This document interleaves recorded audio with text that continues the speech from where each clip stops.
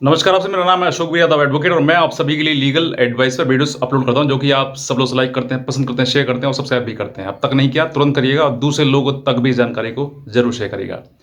एक हमारे ही सब्सक्राइबर ने हमसे एक सवाल पूछा कि सर, आप जो बताते हैं कि जब रिश्ते ज़्यादा ख़राब हो जाएं, संबंध ज़्यादा ख़राब हो जाएं, तो आप तलाक का केस फाइल करें। तो क्या तलाक का केस फाइल करने पर गलत नहीं हो जाएगा? यानी कि अगर मैं तलाक का केस फाइल कर दूंगा तो मेरे पे कोर्ट खर्चा नहीं मान देगा? तो क्या सही है तलाक डालना केस या फिर नहीं है सही? मुझे थोड़ा कन्फ्यूज़न है। तो आप इस तरीके की सवाल आपके मन में भी आते हैं कि कहीं ना कहीं आप ये सोचते हैं कि सर, तलाक का केस अगर हमने फाइल किया तो कोर्ट हमें गलत निगाहों से देखेगा, या फिर कोर्ट में हमारी बात सुनी नहीं जाएगी, या फिर कोर्ट में ये बात प्रूफ हो जाएगी कि आप उसको रखना नहीं चाहते हैं। तो आप ऐसे समय पर आपकी जो परिस्थिति है, जो आपके माइंड में सवाल है, प्रश्न है, मैं एक व्यक्ति को ना देकर मैं आप सभी लोगों के लिए इस सवाल का जवाब देता हूँ ताकि आप सब लोग विकसित माइंड से सोच सकें और अपने आप को एक फ्रीडम जैसे समय पर रह सकें।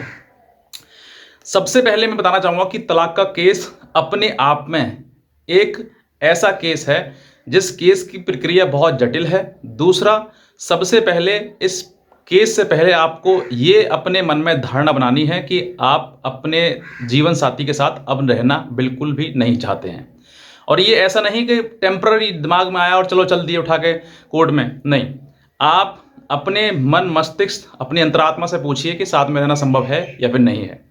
अगर आपके सवाल में ये सवाल आता है कि नहीं है, तो ही आपके पास रास्ता है।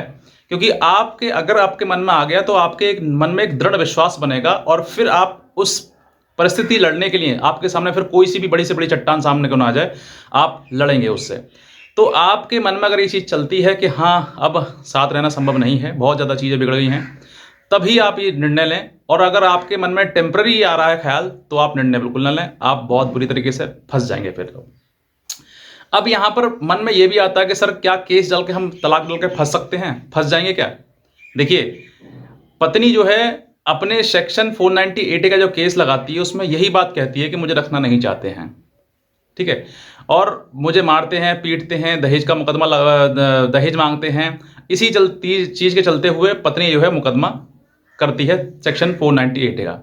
अब इसी को रिलेट करें सेक्शन 13A यानी कि तलाक के केस से। तो तलाक के केस में आप ये रखेंगे कि ये क्रूरता करती है, ये काम करती है, वो काम करती है, सारे आरोप लगाते हुए उसके ऊपर, और आप सिर्फ तीसरी तलाक का मुकदमा डालते हैं और इसमें कहते हैं कि अब साथ में रहना संभव नहीं है, तो तलाक के मतलब जो विवाह है इसको विच्छेद किया जाए, ये माननीय न्यायालय से आप प्रेयर करते हैं अपने पिटीशन में।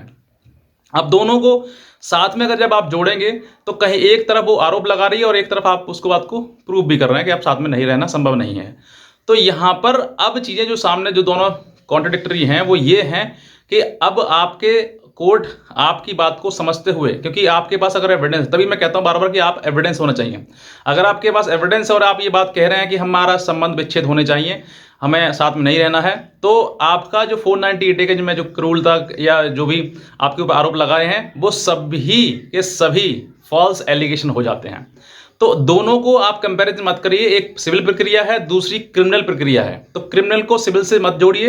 इन सब दोनों चीज़ों का अंतर जो है वो जमीन आसमान का अंतर है। इस चीज़ को मैं बहुत ज़्यादा ब्रॉड वीडियो हो जाएगा इसलिए मैं समझा नहीं पाऊंगा, बस शॉर्ट में समझ लीजिए कि एक सिविल प्रक्रिया है सेक्शन 13 का और सेक्शन 498 का जो है वो क्रिमिनल प्रक्रिया है। तो दोनों में अंतर है। अगर आपके पास एविडेंस है और आप वाकई आपके साथ में क्रूरता हुई है, वाकई आपकी पत्नी गलत है या उसके अवैध संबंध है, या फिर आपके साथ में कोई ऐसी हरकत हुई है, ऐसी मार पिटाई है, आपके ऊपर ऐसा कोई आरोप लगा दिया उसने जिसमें प्रूफ हो चुका है कि वो झूठी थी, तो आप ऐसे समय पर अपने आप को डिफेंस करने के लिए, अपना रिश्ता तोड़ने के लिए आप तलाक का पिटीशन फाइल कर सकते हैं।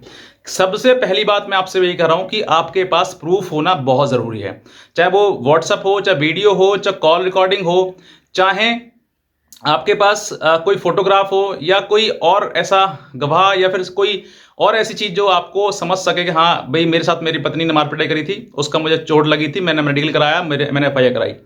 ऐसा कोई भी अगर आपके पास में ऐसा कोई स्ट्रॉन्ग एविडेंस है तो आप तलाक के लिए पिटीशन फाइल करिए। ये मत सोचिए कि मैं फंस जाऊंगा या मैं मेरा ऊपर कुछ मेंटेनेंस केस लग जाएगा। मेंटेनेंस केस तो आपके ऊपर, तलाक आप डालो तब भी, ना डालो तब भी लगना ही लगना है। उस चीज़ से आप डरने की या घबराने की आवश्यकता आपको है ही नहीं। वो बात रही डिफेंस की, लड़ने की, वो आप अपने आप को प्रूफ करेंगे कि हाँ, इसकी सैलरी इतनी है या ये इतना कमाती है, मैं बिल्कुल नहीं कमाता हूँ, या फिर कितना कमाता हूँ, आप वो चीज़ समझ सकते हैं। तो ये आप सिविल प्रक्रिया को या मेंटेनेंस, ये जो सेक्शन 13 का जो मुकदमा है, पिटीशन है तलाक का, उसको आप सेक्शन 125 सीआरपीसी यानी कि मेंटेनेंस या फिर सेक्शन 498 ए से मत जोड़िए।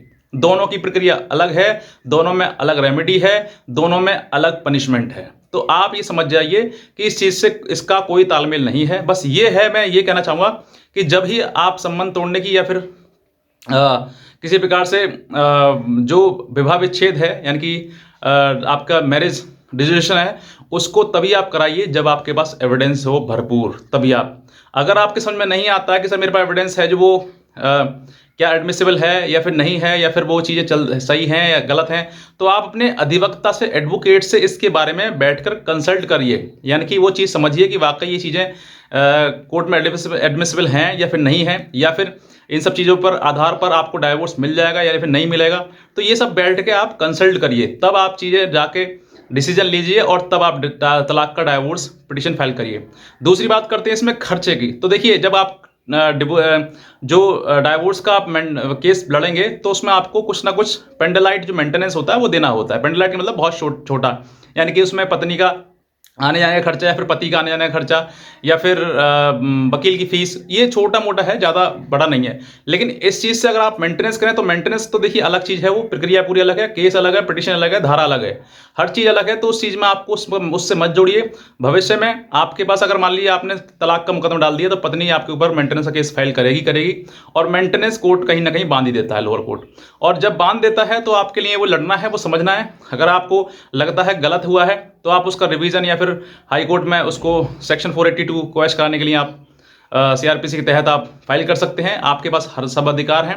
और अगर ये चीज़ें आपके दिमाग में कहीं ना कहीं कन्फ्यूजन पैदा कर रही हैं कि मेंटेनेंस और इसका दोनों का रिलेट कर रही हैं, तो आप मत डरिए बिल्कुल भी। अगर आपके पास एविडेंस है और आपको लगता है बाकी क्रूरता मेरे साथ में हुई है, आप मेरे साथ गलत हुआ है और अब साथ में रहना संभव नहीं है, तो आप डाइवोर्स का आपके पास अधिकार है, राइट दिया हुआ है, दोनों को दिया है, पति हो या पत्नी हो, कोई भी दोनों में से गलत कर सकता है। कोई भी किसी का भी आचरण, किसी का भी व्यवहार खराब हो सकता है और लगता है कि दोनों का रिश्ता सही नहीं है, तो अपने अपने रास्ते पर जाने के लिए एक समय ऐसा आएगा कि आप दोनों अपने अपने रास्ते चले जाएंगे और फिर उसके बाद आपका जीवन सुधर भी सकता है। तो बस इतना कहना चाहूँगा। अगर आप नए हैं तुरंत सब्सक्राइब करें, शेयर जरूर करें और लोगों के साथ में, ताकि और की भी जो मन में कन्फ्यूजन है वो खत्म हो सके। आज के वीडियो देखा, आपसे बहुत धन्यवाद।